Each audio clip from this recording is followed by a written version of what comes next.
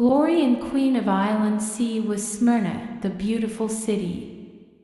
And fairest pearl of the Orient she, O Smyrna the beautiful city. Heiress of countless storied ages, mother of poets, saints and sages, was Smyrna, the beautiful city.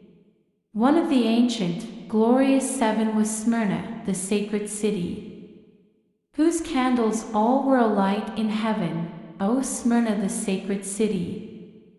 One of the seven hopes and desires, one of the seven holy fires was Smyrna, the sacred city. And six fared out in the long ago, O Smyrna, the Christian city. But hers shone on with a constant glow, O Smyrna, the Christian city. The others died down and passed away, but hers gleamed on until yesterday, O Smyrna, the Christian city. Silent and dead are church bell ringers of Smyrna, the Christian city. The music silent and dead the singers of Smyrna, the happy city. And her maidens, pearls of the island seas, are gone from the marble palaces of Smyrna, enchanting city. She is dead and rots by the Orient's gate, does Smyrna, the murdered city. Her artisans gone, her streets desolate, O Smyrna, the murdered city.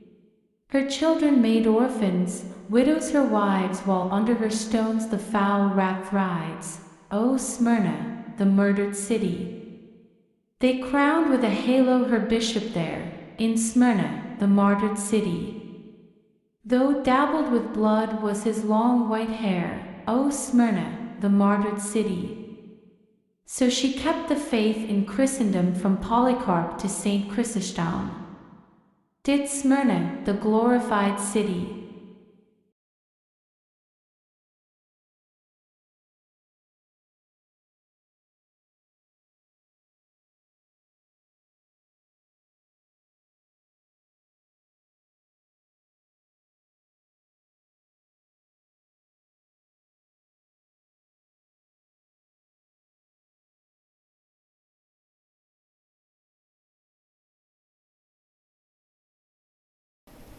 Βόγγιξε το αναλόι, γύρισε η νύχτα. Η στέγη στάζει ρανίδες μέλανα παγετού στο χλιαρό νερό. Ο Κυρμανουήλ είδε την εικόνα του μικρού αηδονιού και του ερπετού που ζητάει χάρη. Δίλιασε το δίλη και το απόβροχο στο πέλαγο των γλάρων που γέρνουν. Άνοιξε η γη, τρέχει λάβα να ξεφύγουν. Στη βράση πετάγονται άνθρωποι, διπλώνουν τα κλειδιά του λυτρώτη του δρόμου, φυσούν φωνές ακατάληπτες στην άχνη του καμένου σίδερου, στενάζοντας καλούν το θάνατο.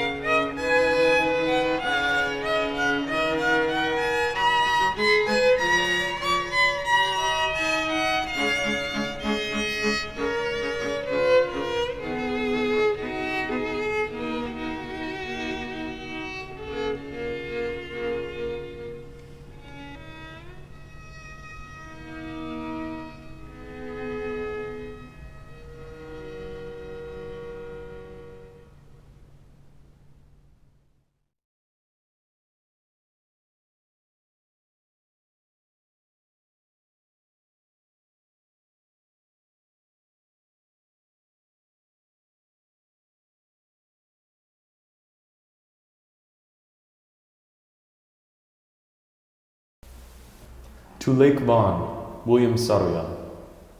Lake Van, O inland sea my father saw, with stinging eyes and steadfast blurring stare, our hearts unite in race's filial prayer.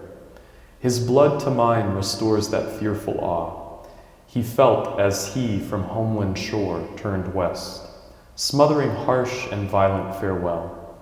O lake and symbol of our grief, they spell with growing strength and eyes all easy rest. He from his spirit's soil took lasting leave, from heavens that his legend had sustained. And though he left and died, there he remained, in his young ghost, above thy cool grieve. Lament and weep in mists and pouring rains, O lake and pool of all your mortal pains.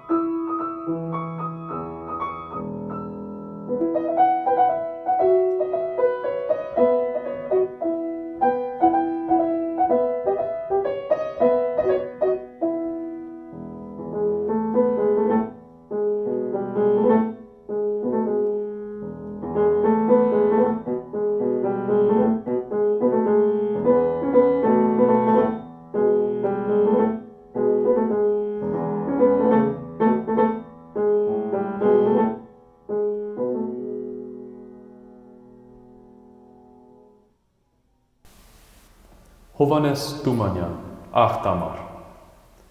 Beside the laughing lake of Van, a little hamlet lies. Each night into the waves a man leaps under darkened skies. He cleaves the waves with mightly arm, needing no raft or boat, and swims, disdaining risks and harm, towards the isle remote. On the dark island burns so bright a piercing, luring ray. There's a lit beacon every night to guide him on his way. Upon the island is that fire lit by Tamar the fair, who waits all burning with desire beneath the shelter there. The lover's heart, how doth it beat, how beat the roaring waves, but, bold and scorning to retreat, the elements he braves. And now Tamar the fair doth hear, with trembling heart aflame, the waters splashing oh so near, and fire consumes her frame. All quiet is on the shore around, and black there looms a shade. The darkness utters not a sound, the swimmer finds the maid. The tide, waves ripple, lisp and splash, and murmur, soft and low. They urge each other, mingle, clash, as ebbing out they go. Flutter and rustle the dark waves, and with them every star whispers how sinfully behaves the shameless maid Tamar. Their whisper shakes her throbbing heart, this time as was before. The youth into the waves doth dart, the maiden prays on shore. But certain villains full of spite against them did conspire, and on a hellish, murky night put out the guiding fire. The luckless lover lost his way, and only from afar the wind is carrying in his sway the moans of Tamar. And through the night his voice is heard upon the craggy shores, and through it's muffled and blurred, and though it's muffled and blurred by the waves' rapid roars, the words fly forward, faint they are, Tamar, and in the morn the splashing tide, the hapless youth cast out, who battling with the waters died in an unequal bout. Cold lips are clenched, 2 words they bar, Tamar, and ever since, both near and far, they call the island Ahtamar. Hovanes Tumanyan, the crane. The crane has lost his way across the heaven. From yonder stormy cloud I hear him cry. A traveler or an unknown pathway driven. In a cold world unheeded he doth fly. Ah, whither leads this pathway long and dark? My God, where it ends, thus and fears obsessed. When shall night end this day's last glimmering spark? Where shall my weary feet tonight find rest? Farewell, beloved bird, where'er thou roam, spring shall return and bring thee back once more, with thy sweet mate and young ones to thy home, thy last year's nest upon the sycamore. But I am exiled from my ruined nest, and roam with faltering steps from hill to hill, like to the fowls of heaven in my unrest, envying the boulders motionless and still. Each boulder unassailed stands in its place, but I from mine must wander tempest-tossed, and every bird its homeward way can trace, but I must roam in darkness, lone and lost. Ah, whither leads this pathway long and dark? My God, where ends it, thus with fears obsessed? When shall night end this day's last glimmering spark? Where shall my weary feet tonight find rest?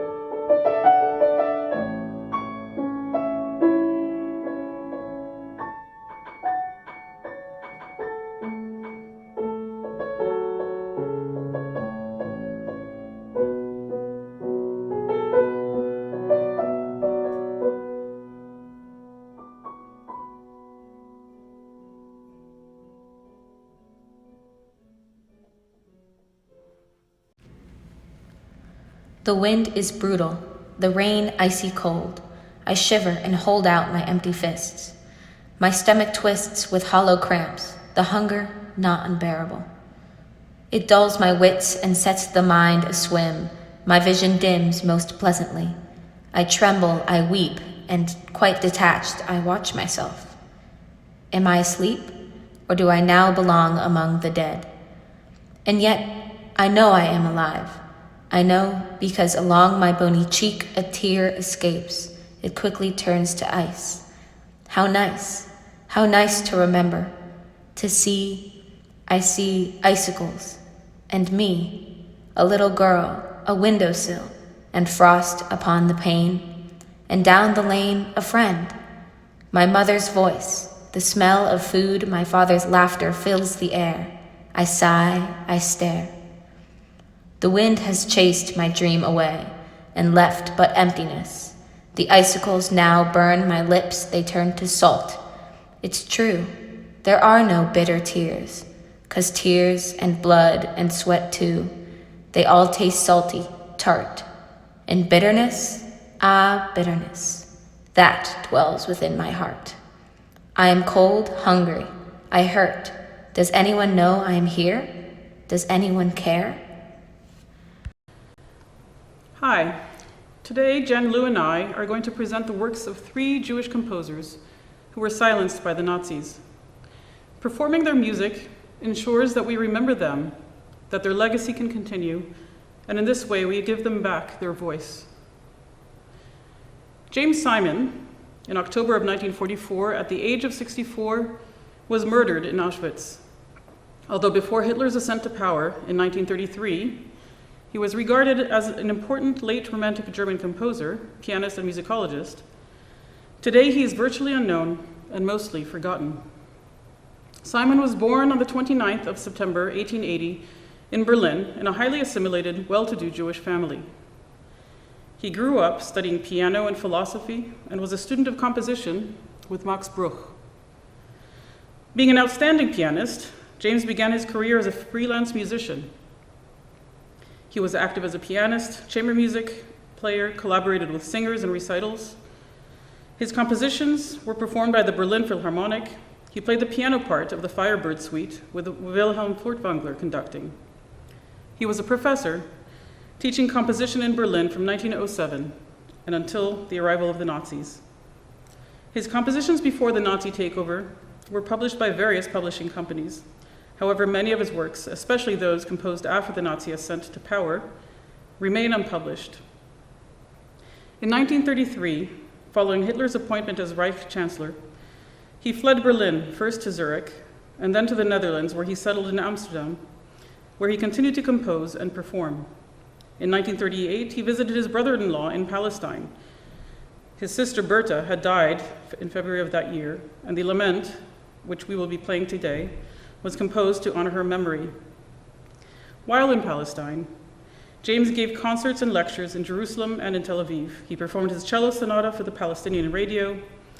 From Paris, his son sent an urgent telegram to his father, advising him urgently to stay in Palestine, to go underground, but Simon decided to return to Amsterdam. In early spring 1944, Simon was arrested and sent to the Westerbork transit camp in Holland. On July 4th, Simon, as prisoner number 232, along with 1,000 other inmates, was deported to the Terezin concentration camp located in Terezin, Czechoslovakia. Terezin was a hybrid concentration camp and ghetto established by the SS in the fortress town, in which tens of thousands of Jews were killed. Terezin served 2 main purposes. It was simultaneously a way station to the extermination camps in Poland, while also serving a propaganda role. The conditions were deliberately engineered to hasten the deaths of its prisoners. Holding many musicians from all over Europe, it also had a rich musical life, and Simon quickly entered the musical life of the ghetto. He gave many lectures and recitals, and while he quite likely wrote other works there, none have survived. On October 12, 1944, Simon was deported to Auschwitz, where he was gassed shortly after arrival. A survivor of Terezin remembers how the composer, seemingly unaware of what happened around him, sat on his suitcase, waiting for the train, and jotting down his last musical thoughts. He continued to compose until the very end. Szymon Laks, born in Warsaw in 1901, was a Polish Jewish composer. In 1925, he moved to Vienna and then to Paris to further his musical training. Laks was gaining a reputation as a talented composer. The Romance, which we will perform today, is part of a collection of 3 concert pieces for cello and piano written in 1935 during his time in Paris. It is a melancholy melody with blues harmonies exuding a French atmosphere. In 1940, France was defeated by Germany. Laks was arrested in 1941, interned first in a camp near Orléans, before being deported to the Auschwitz concentration camp, extermination camp, where he became prisoner number 49543. Laux survived his time in Auschwitz between 1942 and 1944 as head of the men's orchestra in Auschwitz-Birkenau. He composed a song cycle just 2 years after his release, in 1947, called 8 Chants Populaires Juifs, 8 Popular Jewish Songs. These works hold particular significance as music from a lost and brutally destroyed world. From this cycle, we will perform an arrangement of the haunting melody from the Alte Kasche, the Eternal Question. The final composer that we are featuring today is Aldo Finzi. Finzi was born in Milan on the 4th of February, 1897, into an old Jewish family that originally came from Mantua. In the 1920s and early 30s, Finzi was gaining success and celebrity among Italian composers, and he produced many compositions, including lyric and symphonic music, chamber works, and also a dramatic work named Shylock, inspired by anti-Jewish persecutions. With the onset of the racial laws, Aldo Finzi's musical career came to an end. He was 39 years old. Like many other artists and scientists of international renown, Finzi tried to emigrate and was able to obtain a teaching position at the University of Chicago. With the outbreak of the war, not wanting to leave his family, he decided to cancel the plan. During the Nazi occupation that followed, Finzi went into hiding, working anonymously or under an assumed name. Finzi survived the war, but it took a heavy toll. Overwhelmed and emotionally exhausted, at 48 years old, on the day of his birthday, he suffered a heart attack and died 3 days later. Despite being recognized as a considerable musical talent, the unfortunate timing of the onset of World War II and his early death in 1945 undoubtedly contributes to the fact that the work and profile of Aldo Finzi remains fairly unknown outside of Italy. His last wish was that his music be performed. Only his wife Lena attended his funeral, and he was buried under a false name. After decades of silence, he's now being recognized as a noteworthy composer alongside Strauss, Debussy, and Respighi, all of whom he knew personally. He is praised for his eclectic style, which was both individual and influenced by the musical tendencies of his time. We hope you enjoy the program.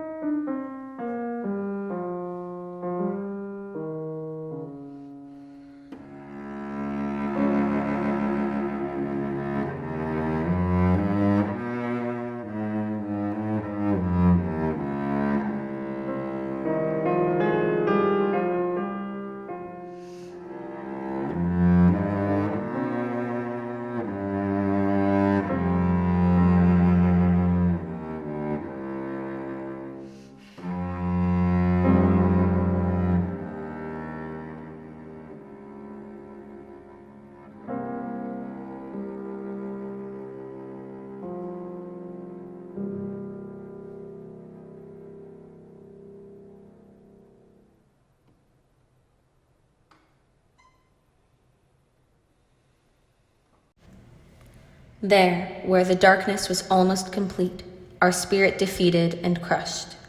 A human cargo of twisted limbs rushed towards slaughter without food or water in transport trains and freezing rains, forgotten, alone, except for the few who simply cared, who somehow dared to come close enough to help a Jew.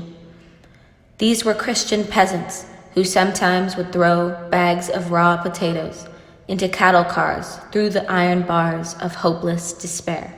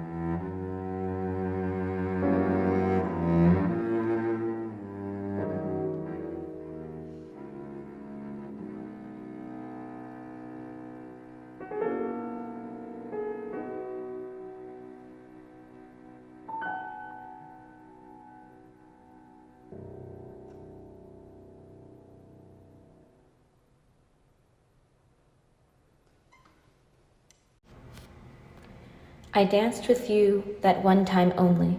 How sad you were, how tired, lonely. You knew that they would take you soon, so when your bunkmate played a tune, you whispered, "Little one, let us dance. We may not have another chance." To grasp this moment, sense the mood, your arms around me felt so good. The ugly barracks disappeared.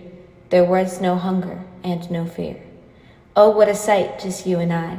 My lovely father, once big and strong, and me, a child, condemned to die. I thought, how long before the song must end? There are no tools to measure love, and only fools would fail to scale your victory.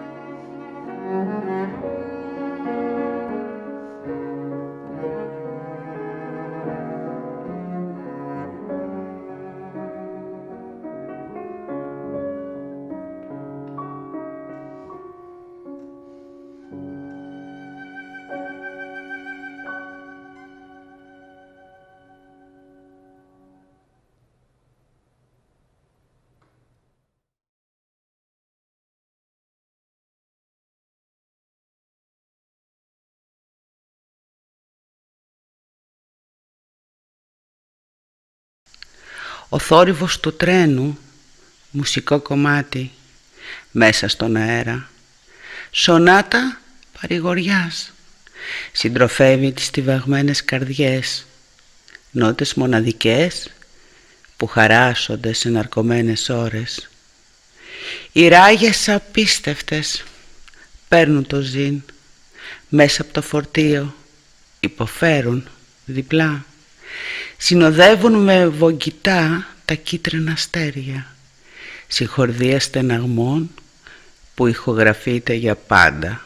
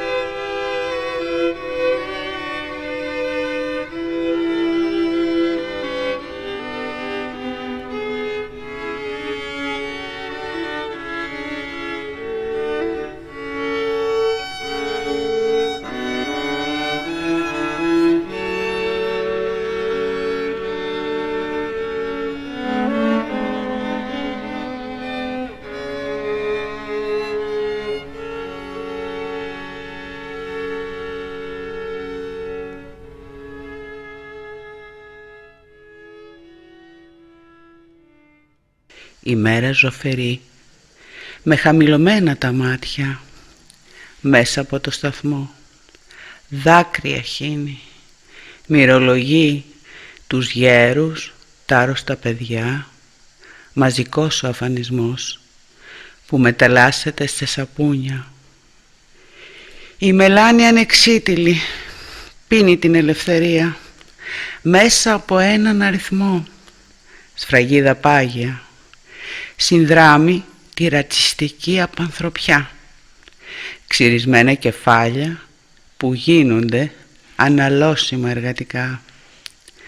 Το στομάχι μου σφίγγει, πονάει η ψυχή μέσα από τις εικόνες, ριγοστολές, κρεματόρια, αποστερούν το μολύβι από το χαρτί. Ομές οι αλήθειες που κοίτονται για πάντα στη μνήμη.